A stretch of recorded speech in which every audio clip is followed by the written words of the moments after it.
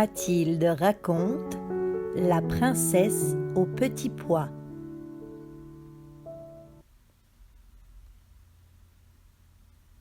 Il était une fois un prince qui voulait épouser une princesse, mais pas n'importe quelle princesse, une véritable princesse.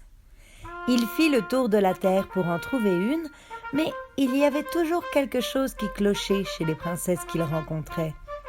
Des princesses, il n'en manquait pas, mais étaient-elles de vraies princesses ? C'était difficile à apprécier. Toujours une chose ou l'autre ne lui semblait pas parfaite. Il rentra chez lui, tout triste. Il aurait tant voulu avoir une véritable princesse.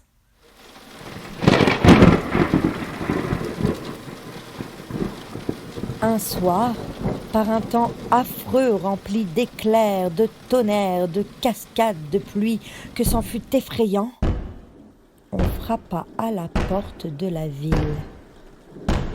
Le vieux roi, fatigué, se leva de son lit et alla ouvrir. C'était une princesse qui était là, juste dehors. Mais grand Dieu, de quoi avait-elle l'air dans cette pluie par ce temps ? L'eau coulait de ses cheveux et de ses vêtements, entrait par la pointe de ses chaussures et en ressortait par le talon. Elle qui prétendait être une véritable princesse. La reine apparut en arrière de son mari et regarda l'étrange créature qui venait d'apparaître. Elle, une princesse. Eh bien, je vais la mettre au défi et nous allons bien voir ça, pensait la vieille reine, mais elle ne dit rien. Elle alla dans la chambre à coucher, retira la literie et mit un minuscule petit pois au fond du lit. Elle prit ensuite 20 matelas qu'elle empila sur le petit pois, et par-dessus elle mit encore 20 édredons en plumes d'éder. C'est là-dessus que la princesse devrait se coucher cette nuit-là. Au matin, on lui demanda comment elle avait dormi. « Oh, affreusement mal !» répondit-elle. « Je n'ai presque pas fermé l'œil de la nuit. Dieu sait ce qu'il y avait dans ce lit.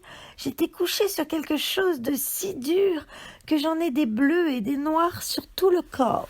C'est terrible. » Alors, ils reconnurent que c'était une véritable princesse, puisqu'à travers les 20 matelas et les 20 édredons en plumes d'éder, elle avait senti le petit pois. Une peau aussi sensible ne pouvait être que celle d'une authentique princesse.